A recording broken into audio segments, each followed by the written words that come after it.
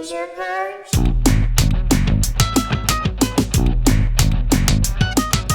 Binge or Purge?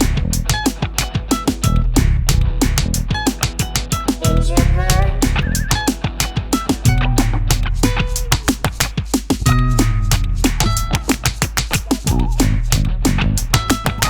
Hello and welcome to Binge or Purge streaming reviews. I am your host, Dimo. My co-host is Joe Taylor. This is episode 70. Hey man, welcome back. Good to see you, Joseph. Happy holidays. Yes, whatever you're listening to this, whether it's before Christmas, after Christmas, February, Valentine's Day, happy holidays. Boxing Day, whatever it is. Yeah. We're happy to be here no matter what. Joe, big news coming out of Hollywood. I'm sure you know this already. I'm sure everybody knows what Warner Brothers is doing. Yep, kicking everything to 10 years down the road. There are no more movies. What are you talking about? Christmas is canceled. No! I thought all their theatrical releases are not coming out next year. Oh my God, you don't know about this? No, this is something else? Everything that they're releasing next year is instantly going to HBO Max. Okay, that's what I was talking about. Oh, that didn't sound like it. Well, they're booting everything into 2022, aren't they? No. Everything that was going to come out in 2021 is coming out in 2021, but it's being released directly to HBO Max the same day it's in theaters. Okay, I did hear that. Okay. I thought there was something about things being pushed too. Well, things have already been pushed, but now they're like, no more pushing, at least for Warner Brothers' sake. They're just going to just release them right there. And I'm all over the place with this. It's sort of a mixed bag. Part of me is like, great, I ain't got to go to the theater because I still don't want to go to the theater. I'll know everything is COVID cool when I'm watching Top Gun Maverick in the theater. That's going to be older than the original by the time it comes out. Exactly. So in the meantime, give me these movies. Also, it'll probably get me to watch movies I wouldn't go and see in the theater for in the first place. You know? I guess. You can still go to theaters in a lot of parts of the country, but not in LA, that's for sure. Right. Actually, I heard, here's a fact for you.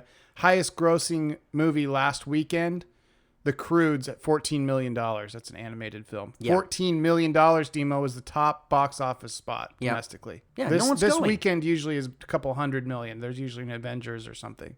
Not at Christmas, but thanks. Well, something. Yeah, Christmas time, there's always something, but not this year. Anyway, it's a kind of a big deal. They say it's temporary, just for this year. We shall see. Yeah, we'll see is correct. Thank you for your exciting engagement on that.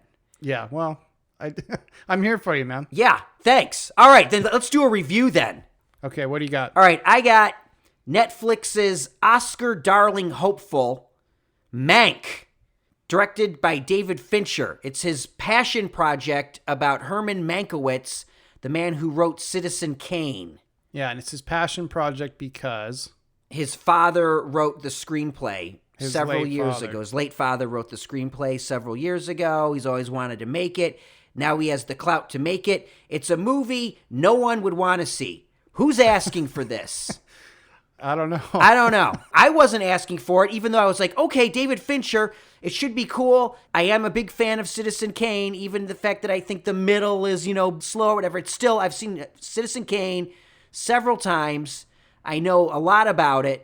So much has been written about it. And finally, we're going to get a movie explaining how it was written, how it was made. Right, Joe? Yeah. Can I just say I had expectations real quick? I had expectations, too. Because remember 2 years ago, one of my favorite shows was The Last Tycoon about old Hollywood. Yep. Last year, I really enjoyed Ryan Murphy's Hollywood. So when you said, here's a movie about old Hollywood, I thought, that's right up my alley. It's going to be great. Yep. Go on. This is the most boring thing I've seen this year. Yeah. This was Dullsville, a snooze fest of epic proportions. Talk.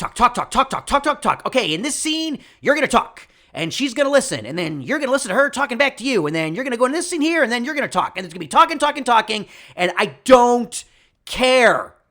Oh, my God. And it's got great actors in it. Gary Oldman, Amanda, say her name. Seyfried? Seyfried, you know her. Yeah. The guy from Ozark, Tom Pelphrey. Yep. Arliss Howard does a great Louis B. Mayer. Yeah. Great Louis B. Mayer. Great performances in this for nothing. And I like old Hollywood too. I like stories about Hollywood. And I thought this would be like an homage to Citizen Kane visually. And while there are a couple, drops here and there, And I like Fincher's little touch of putting in the cigarette burns, when the reels are going to change. Yeah. Oh, clever. And the super long shot with the 3 depths of fields, which was right out of Citizen Kane. Right. A lot of cinematography nerd stuff. Yes. But drained of all energy. I found it to be lifeless. This is the most boring thing David Fincher has ever made. I'm sorry. Yeah. And it's doing really well with the critics. It's got an 88 on Rotten Tomatoes, a 75 with the audience. I'm sorry. I watched it today, right before I came over here to record this. I'm like, I was excited for it, man. I like David Fincher, generally speaking. Yeah. But, oh, man, what a zombie movie, dude. Yeah. I started watching it because I knew that you were going to talk about it. I didn't quite finish it. I probably still will, but You don't bother. Don't bother. A friend of mine called me while I was watching it. He goes, "What are you doing?" I go, "I'm watching Mank." He goes, "Oh, I'm watching it right now too, but I'm so bored I called you." I go, "How far along are you?" And he goes, looks like we figured out where I was, and he was 50 minutes ahead of me. And he goes, "If you think it's going to get any better, forget it." Oh, no. Yeah, I would not go back to watching it, Joe. I'm sorry. I wanted to like this, but it was boring. Nothing ever happens on Mars. Did you ever see that Waiting for Guffman? I've seen Waiting for Guffman. Right, and they had that song where they were like, "Nothing ever happens on Mars." Like, boring. The whole time I'm just going, it's like that song is playing in my head. Boring. Oh, my God. Sorry, folks. That's Mank on Netflix, and it's 2 hours and 10 minutes, man.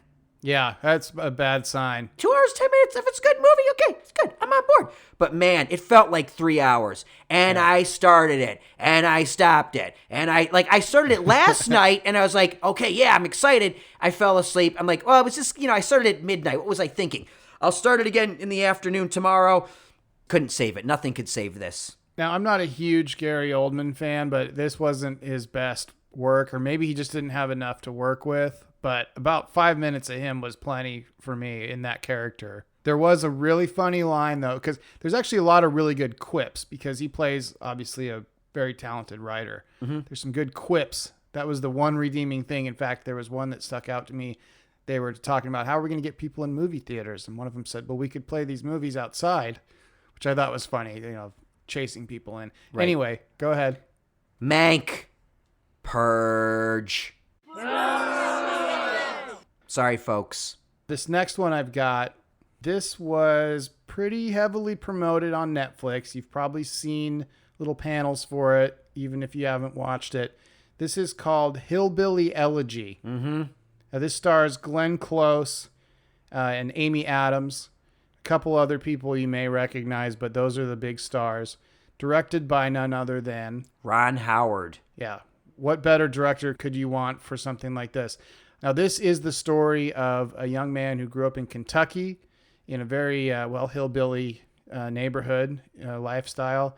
Ended up going to Yale. It's a true story. This is based on a memoir by J.D. Vance. I guess very popular and controversial. I don't know. Everything I've read about it, it's just like it explains Trumpism or something. I don't know. Yeah, I can see why people would say that. But it definitely tells a story that a lot of people, especially coastal elites like us, may not have heard before. Now, it deals with addiction. Amy Adams plays JD's mom. She gets addicted to heroin after being on pills. That's a story we've seen play out in the news in the last decade and a half anyway. It really gets into the nitty-gritty of that, and I thought they did a fantastic job addressing that. It reminded me of Beautiful Boy, that Steve Carell, Timothy Chalamet movie. They really took on addiction and all that stuff very well. It did a lot of things well. The kid who played J.D. Vance, he was awesome. The kid who played him at a younger age was maybe even better. They were both great. I just saw in the airport the other day, they re-released this book, of course, with all the movie art on it. So I kind of want to read the book because I really did like the movie. I'll bet the book is quite a bit different. It would have to be. Anyway, this is just about a guy getting out of the poor rural area he grew up in and some of the things that he struggled with in his childhood that a lot of people, in all seriousness, growing up, in California, wherever, wouldn't even recognize some of the cultural stuff. So I thought it was great, but enough about me. Did you like it? Did you watch it? I watched it with my girlfriend. going in knowing it's like one of the worst reviewed movies of the year. Really? See, I didn't know that. Even look at Rotten Tomatoes, the critics give it a 25%. Shut up. Audience score 83. Now, my girlfriend had no idea. I didn't tell her anything like, this movie's supposed to be awful. So we watched it. But in the back of my brain, all I hear is people going like, this sucks. And I forget what the argument was, but they said it was a disaster, one of Ron Howard's worst movies ever. And we thought it was fine. Yeah. I didn't think it was bad. I did laugh, though, when you have Glenn Close quoting Terminator 2 Judgment Day. And she's like going like, I love this movie. And I'm like, what am I watching? I'm watching Glenn Close as some hillbilly watching Terminator 2. I just thought it was just bizarre. I don't know. It's just stuck in my brain. I don't know. It's a weird thing to fixate on. But... I know. It's what I think about. All right. And then the other thing that I noticed was like, he has to get his mom into rehab, Yeah. And everybody at the cookout they're at or whatever, they all know about all the rehab places. Yep. Which tells you what a complete disaster pharmaceuticals have done to the country and how everybody knows about addiction because it's just swept through those areas that no one really thinks about. Yeah, because they were giving away pills for so long, and then they stopped, and then people went to heroin, and that's what happened. I didn't know about the reviews. That doesn't surprise me, though, because that kind of enforces my point, which is this is that whole crowd that, in the last couple of years, people have been talking about, well, these people have felt unheard for so long in middle America or whatever. People use all kinds of pejoratives about this type of culture, and they're heard in this thing, and it's a pretty... in-your-face look at how other people live besides us, Los Angeles elites. I guess, you and me. I would say, though, cinematically, it did feel a little movie of the weekish. I think it worked okay on TV. I don't know if it's like a big screen thing. No. You know what I mean? No, it didn't need to be. I felt like, Netflix, this is a good place for this movie. Okay, I'll agree with that. There were a couple of really good moments, especially right after he went to live with his grandmother. Yeah, with the calculator. The calculator, and a couple of things where you see her making sacrifices for him to have a better life. Right. We should mention this is incredibly depressing, though. Yes. That was my next. It is not uplifting. No, you will be moved, and not necessarily in an inspiring way. This is not Remember the Titans. This is more like this the is Titanic. Not Rudy. Yeah, this is definitely Titanic-esque. Yeah. No iceberg. No. Just a lot of hot dogs and fried bologna sandwiches. It's rough, man. But you know what? Yeah. Remember when we first started doing this? I've always been excited about things that show you another side of life that you might not be familiar with, and this will do that. This will show you, some things that you might not think are real, but it is real. I mean, people really do live like that and deal with those problems. So anyway, I'll get off my soapbox. I will say this. The performances by Amy Adams and Glenn Close, I don't know how this thing could get a 25 from the critics because those have to be Best Actress nominees. Well, I would say so too, especially physically, because at the end of the movie, you get to see pictures of the real people. Yeah. And it looks like Glenn Close just transformed into this grandma. Yeah, and Amy Adams too, really. Yeah. I thought the performances were so good from the two of them especially. Now, I would have said earlier, I was going to say, I thought this would be a front runner for a Binge. We never know what the committee is up to or what they're thinking for the Binges and Purges. Right. It's a very clandestine operation. It is. But I really liked this. All right, good. And I loved mostly the performances. So I think I smell the Binge for at least one of the performances. I don't know. Okay. I will say this. We are in the minority that we even remotely like this. Really? I'm just telling you, out in the Twitterverse, the critics, it is a despised movie. 83 with the fans, though. Yeah. I mean, Twitter. Here's the thing. What do we know? I'm asking because right now the critics all love Mank, right? Oh my God, Mank's so great. Right. They hate Hillbilly. And we feel the complete opposite on both, right? Yeah. I don't know. Like I said, what do we know? What do they know? What does anybody know, Joe? No one knows anything. That's what I say. That actually doesn't surprise me because Mank is sort of Hollywood, masturbatory, look at us type of thing. And the Hillbilly thing, I think people just relate that to Trump somehow. It's just a politicized critic thing. I mean, who cares what the critics say besides me and you? Exactly. Anyway, what's your verdict? Hillbilly Elegy on Netflix. For me, it was a definite binge.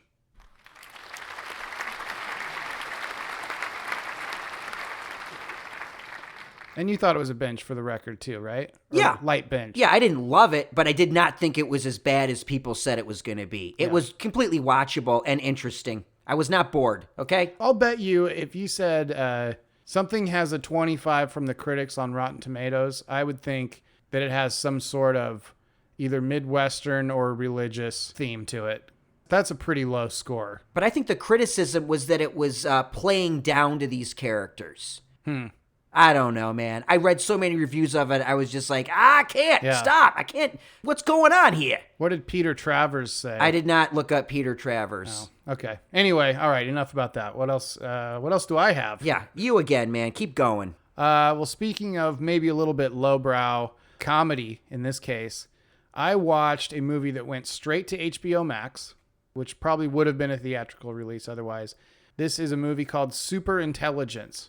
Melissa McCarthy just came out. Have you heard of it? I think I saw it in the theater years ago. No. No? No. This is the one where she's like the secretary that is a spy? No. That movie was just called Spy, I think. I think you're right. This was called Superintelligence. Now, the premise of this is that an AI becomes cognizant. Now, do you know what an AI is? Artificial intelligence. Right, for the folks at home. An AI basically takes over all the electronics in this woman's house and work and possession anywhere around her, starts talking to her.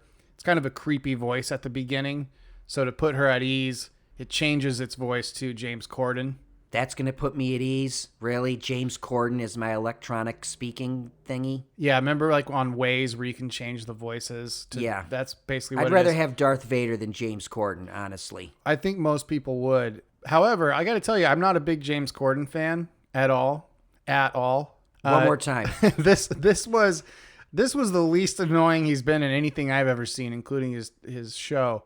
His voice worked better than his other things I've seen him actually appear in. I mean, he appeared in it briefly, but I thought you loved him in Cats. I haven't seen Cats yet. I'm saving that for a special occasion, like a missile headed towards Los Angeles. So basically, the thing takes over. She's got to save the world. It's rated PG. Now, I have a question for you. Why is it that critics, again, us, Los Angeles elites especially, why do we look down on PG-13 movies? I look right down on PG movies. You give a movie a PG rating, and it was made after like 1987. I want no part of it. I know. That's my instinct too. Why is that? Because they've turned into like G-rated movies. A PG is basically a G now. You know what I mean? Yeah. Who's this for? A PG movie? for Parental families. guidance suggested? I don't care. I need at least a PG-13, preferably an R. Okay, maybe a triple X. Yeah, at right? least. But a PG or a G. Now, granted, my original movies growing up that I loved when the rating system was a little different, you look back, they were all PG movies. The Star Wars, Indiana Jones, all that, until obviously Indiana Jones created PG-13, blah, blah, blah. It's a whole other thing. But right now, you put a PG on something, I'm out. I have no interest in seeing it. Okay. Just saying. Does that mean that you think it's not good, or you just wouldn't think it was for you? Because Toy Story is PG. Is Toy Story PG? I think Toy Story's G. Well, whatever. Point being, there's good Pixar gets away with it. I don't even, you know what? Okay. I don't really look at ratings anymore. I'm an old man. I Just don't really. assume it's I'm not R. worried. Like, am I going to get into this? Am I going to be able to see this? Is it going to be naughty? Am I old enough? Right? Do you know that I got carded going to see Showgirls? That was the NC-17, disaster. You Showgirls, right? Well, you would have been, late 30s around then. I was 22. Oh. And I got carded in front of Showgirls. Yeah. Also, while we're waiting in line to see Showgirls, Joe Esterhaas, the writer, pulls up in this limo. And then he just gets out, and he's wearing like a muumuu. He looked like a homeless woman. I don't even know. And no one's noticing him except me and my two friends. And then he puts his arm up yeah, rock Showgirls, awesome. No one is looking at him. No one. And I'm like, oh my God, that's like some crazy deranged homeless woman. And it's Joe Esterhaas. And then he gets back in his limo and leaves. I don't know what the point of any of this is, this story. I really don't. It had to do with ratings, right? NC-17 and PG-13 and... I guess. What does it have to do with super unknown, or whatever the hell this is? Superintelligence. I think that was a Soundgarden. That's Soundgarden. Superintelligence is a family movie. Melissa McCarthy is very funny. It's a Paul Blart. She's the female Paul Blart in this thing. But I'll tell you what, it was watchable. It was fun. Oh my God. It wasn't rated. Sorry, there weren't enough 4-letter words in it for you, I don't need Dimo. to be... Look, it's usually PG movies are about dogs. Yeah. Dog come home, right? Dog missing. Yeah. Or like, the dog's going to come back from Iraq and then it's going to find Jesus and they're going to be a shed. Right in the movie about some shed about Jesus. I don't know what I'm talking about. The Shed. I think The it was Shed. called. Yeah. Right? All those are PG movies. Yeah. Well, this wasn't that. There were actually some pretty good jokes in it. All right. Bobby Cannavale could have been played by anybody. I would like to go on the record. I like him as an actor. Yeah, he's good. I'll get to the credits here. This was directed by Ben Falcone, who is Melissa McCarthy's husband. Oh, okay. Thank you. Yeah. That's all I needed to know. Yep. Okay. So that's what it is. It's just PG. Here's something about Melissa McCarthy, though. We got to give her some credit for her range. I don't know if you saw Can You Ever Forgive Me? That's the one where she plagiarizes those notes from Yeah. like supposed famous writers. Yep. Saw Very it. dark. Good movie. Yeah. So I really like her a lot. This was clearly a money grab for everyone involved. But it's fine. If you're going to put a PG movie on HBO Max, if you're watching something with the family around the holidays, this is not terrible. There's some good jokes. It's pretty predictable. Like you said, it might as well have been the other movie, but just different poster. I don't know, man. If you're with kids or with your family, I'm watch not with this. kids. Okay, for you, gosh, you know what, man? I just got to say this is a binge. It may not be for Dimo, but for the rest of the world, this is a binge. That is Superintelligence on HBO Max.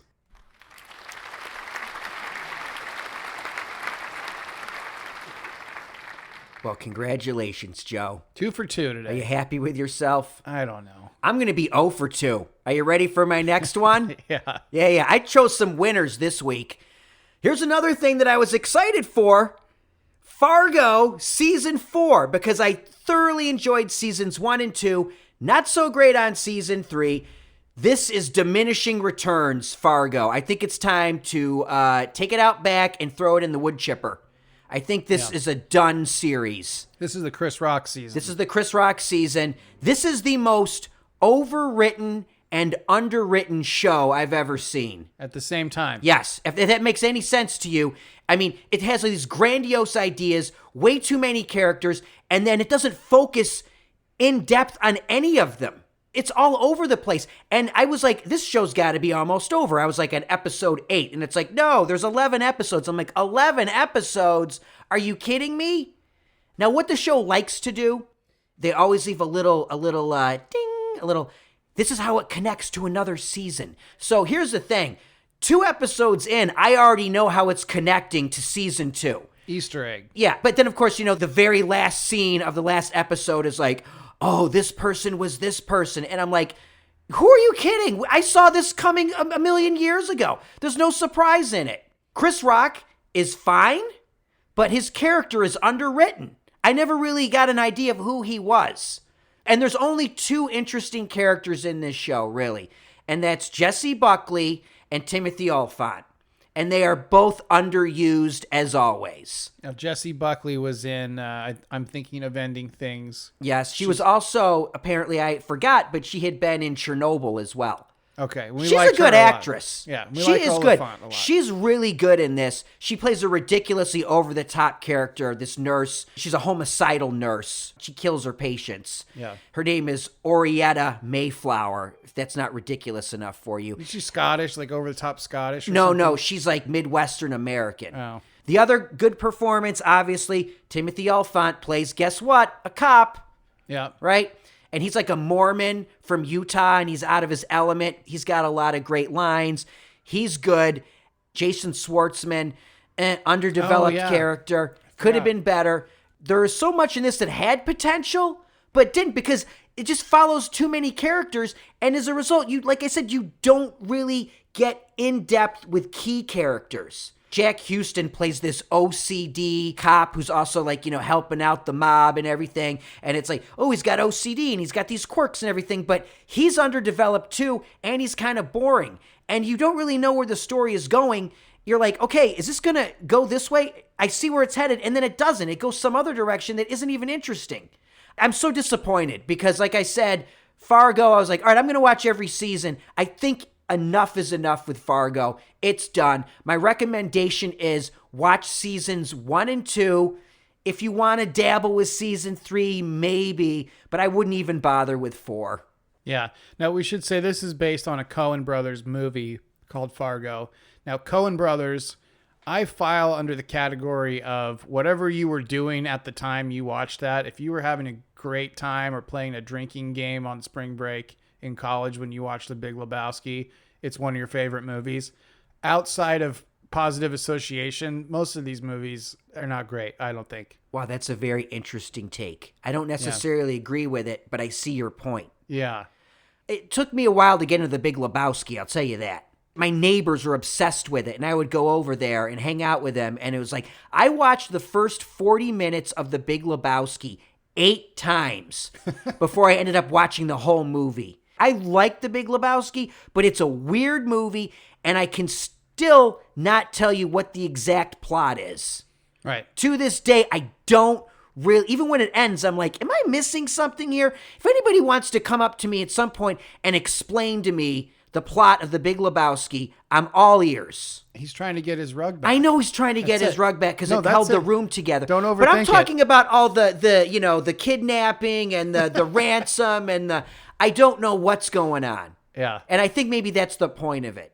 It's wacky, man. But I think most people feel like you do, which is if they didn't watch it and they have some kind of memory associated with watching it, like being in a fraternity or whatever and watching it every single night, whatever it is. That's kind of how I feel about all the other Coen Brothers movies, Raising Arizona included. I'm just like, what? Can I tell you this? And this is, I'm going to make some enemies here. Okay. I'm not a Raising Arizona fan. I know I'm supposed to be. I'm supposed to think Raising Arizona is like the greatest thing ever. It's got some good lines. It's got some good moments. But sorry, listeners, I'm not a Raising Arizona fan. Yeah. There's some great moments. I'm not kidding. Okay, I'm not saying it's terrible. It just doesn't do it for me, Like, we're using the code names. There's so many great lines in it, But I guess. I think it's overrated. Okay. So, also, before I go, I'm going to talk about the Fargo movie. I don't care. All right? All right. I saw that in the theater with my friends because I went to the movies with my friends at one point, a million years ago. I hated it. Absolutely hated it. I thought it was the most pointless movie I'd ever seen. But it stuck in my brain for weeks. It finally came on cable. I watched it and I was like, wow, this is a fantastic movie. I think the original Fargo is absolutely brilliant. From originally thinking it was absolute garbage. I had that same experience with The Life Aquatic. I didn't like it the first time. And now I've probably seen it 900 times. Wow. So, Okay. Anyway, so All right. Raising Arizona is a purge. What about Fargo? Fargo season season 4. It's a purge. Okay, before we get out of here real quick, there's a series that we've reviewed sort of twice already, so I'll make this quick. It's not really a review. The Toys That Made Us and the Movies That Made Us. These On little Netflix. Yeah, these little mini series they put out every 6 months or so. They're pretty good. There's a new one called The Holiday Movies That Made Us, and the first episode is about the making of Elf. If you have any interest in filmmaking, there's a lot of that type of stuff and how the project came together with the studio and the producers, how Favreau got involved. Anyway, I'll keep this real short. This is about a 40-minute documentary. It's absolutely fantastic. It's so cool. You get to see Will Ferrell.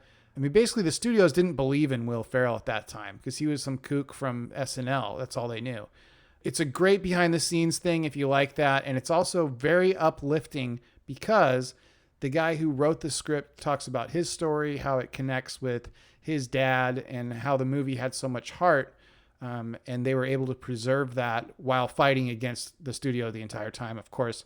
So the holiday movies that made us, Elf. That's the first one. I think there's more, but... The other one is The Nightmare Before Christmas. Yeah, and I haven't watched that. There may be more coming. I don't know if they're doing them weekly. As of now, there's only 2. Okay. Well, definitely watch the Elf one.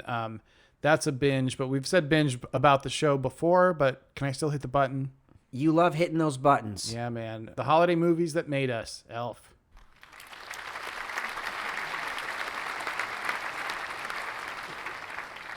All right, I'm tired. I'm Yeah, beat. let's I'm go over home. this. I can't even believe how much you just talked about the Coen Brothers movies. Wasn't planning on that, Joe, but we did. Okay. Send your hate mail to Joe, not me. I'm sorry. Yep. Where can they find us, Joe? Oh, man. Where can't they find us? Apple Podcasts, Spotify, Stitcher, Listen Note, Google Podcasts, YouTube now. Pretty much anywhere. Please tell a friend. It's the end of the year. We'd like to start the new year off with 1 billion listeners. So tell everyone you know around the world. Spread the love, okay? For the love of God. Sorry, I'm getting bitter. It's the end of the year, and I'm wiped out. What can I say? Yeah. But we have the Binges and Purges coming up, our next episode. Yep. Right? So listen to that, what we thought of everything coming out in 2020 and a little bit of late 2019. Should be fun. I still have zero idea of what I'm going to choose. Yeah. I got to get on that. Well, at the time that this airs, we probably will have recorded it. So call your future self and figure out some ideas. Right, exactly. Are we wrapping this up now? Yeah, or we're what wrapping it up. For Joe Taylor, my name is Dimo. This has been Binge or Purge Streaming Reviews. Thank you so much for listening, and we'll see you next time.